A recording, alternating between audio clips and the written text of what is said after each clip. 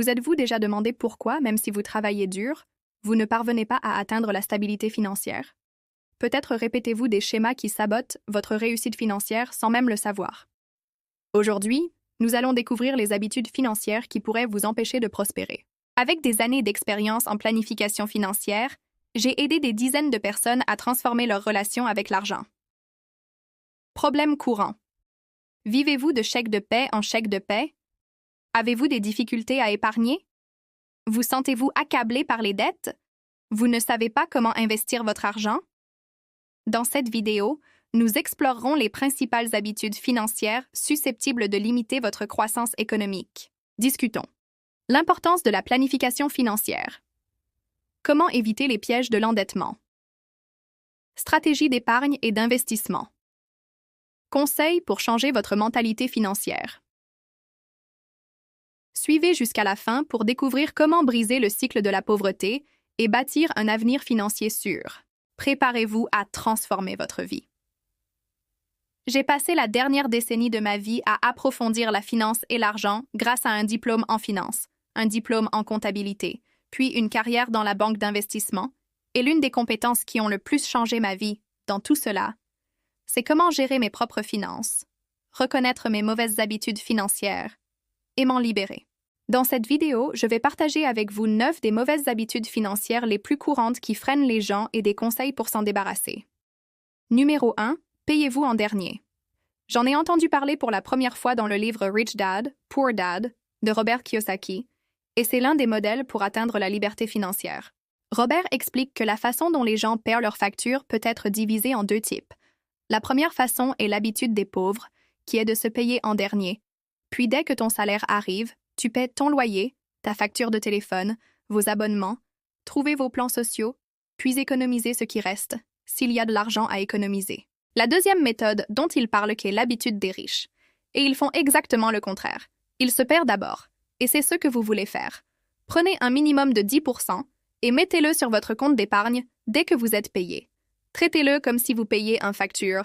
C'est très important et en faisant cela, vous vous assurez qu'ils achètent leurs affaires avant de vous payer. La deuxième mauvaise habitude financière est de se sentir à l'aise avec les créances irrécouvrables. Il semble que l'endettement de nos jours soit en fait la norme. Les gens utilisent l'endettement pour acheter plus petit des choses, des cadeaux, acheter des vêtements.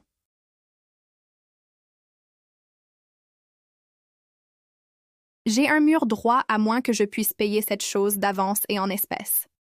Je ne devrais pas l'acheter avec un quelconque type de dette. Rappelez-vous que les sociétés de cartes de crédit veulent que vous soyez mauvais avec vos finances parce que c'est ainsi qu'elles gagnent de l'argent, le crédit moyen. Le taux d'intérêt des cartes est de 22%, ce qui annule toutes sortes d'avantages et de récompenses que ces sociétés de cartes de crédit offrent si vous n'êtes pas en mesure de les payer, premièrement, c'est-à-dire payez-le vous-même d'abord, et il s'agit essentiellement d'économiser suffisamment pour bénéficier de ces 6 mois de garantie. Grâce à cela, en vous payant d'abord, commencez à économiser ces 10%, et une fois que vous avez vos actions, vous pouvez commencer à utiliser l'argent supplémentaire que vous économisez pour construire dans votre fonds d'investissement. Et regardez les investissements numéro 4, c'est ne pas connaître correctement vos revenus ou vos dépenses jusqu'à ce que vous sachiez quel est votre point de départ. Comment savez-vous où vous voulez être? Il y a ce qu'on appelle l'inflation du style de vie, et c'est que vos dépenses augmenteront à mesure que vos revenus augmentent. Plus vous gagnez d'argent, plus vous dépensez, et c'est un cycle, gagner plus d'argent, acheter un plus gros ou n'acheter une maison. Financièrement, ils connaissent leurs actifs, ils connaissent leurs passifs, ils ont un objectif clair quant à l'endroit où ils veulent aller financièrement et tout cela. Toutes les étapes qu'ils doivent suivre pour y arriver, ils sont plus susceptibles de gagner beaucoup d'argent. Et de construire la richesse par rapport aux gens qui fantasment simplement sur l'argent mais qui n'ont aucune idée de comment s'y prendre, comment ils envisagent de l'acquérir ou comment le gérer. Le simple fait d'être attentif à vos affaires et de voir ces chiffres en noir et blanc vous déclenchera dans l'action 5e. Mauvaise habitude financière consiste à avoir des passe-temps coûteux. Beaucoup de gens aiment faire du shopping et je pense que oui. En partie, si vous souhaitez améliorer votre situation financière, vous pouvez d'abord épargner une plus grande partie de vos revenus existants où vous pouvez gagner plus d'argent et créer plus de flux de revenus. Et la combinaison idéale est un mélange des deux. Vous ne pouvez pas créer de richesse si vous gagnez plus d'argent et dépensez tout, mais vous ne pouvez pas non plus si vous vous concentrez uniquement sur l'épargne, car il y a une limite à ce que vous pouvez économiser l'utilisation de ces sites de cashback ne vous mènera que jusqu'à présent. Donc, pour véritablement créer de la richesse, vous devez réfléchir aux deux côtés de l'équation, à la fois à la manière dont vous allez économiser un plus grand pourcentage de vos revenus, mais aussi à la manière dont vous allez gagner plus d'argent. Le côté économique a une limite. Le côté gain d'argent, non, c'est infini. Le potentiel de croissance est illimité, qu'il s'agisse d'investir en bourse, de demander une augmentation de salaire ou de démarrer une activité parallèle. Vous voulez briser la mauvaise habitude financière de penser qu'économiser de l'argent augmentera massivement votre richesse. Quel est le véritable obstacle qui vous empêche d'atteindre vos objectifs financiers? Numéro 7. Payez beaucoup d'impôts. Les impôts seront la plus grosse dépense de votre vie, alors que tout le monde doit payer des impôts. Beaucoup de gens sont riches, ils sont conscients des structures d'entreprises illégales qui s'accompagnent d'avantages fiscaux, ils engagent des conseillers fiscaux qui les aident à minimiser leurs factures fiscales. Donc si vous voulez être un pas en avant, l'un des meilleurs moyens d'augmenter votre richesse est de comprendre les règles fiscales d'une manière qui se joue en votre faveur, par exemple en investissant via un ISA ou un Roth IRA, qui est un compte d'investissement qui protège vos dividendes et vos bénéfices fiscaux, ou opérant sous une entreprise à la place. Si vous n'êtes pas d'accord avec cela et préférez payer plus d'impôts, que vous puissiez ou non légalement les réduire, alors cela ne fait pas de mal de comprendre les règles fiscales et de réduire cette facture fiscale afin de pouvoir utiliser de l'argent à redonner à des choses qui correspondent directement à vos valeurs, au lieu de laisser quelqu'un d'autre décider où doit aller cet argent.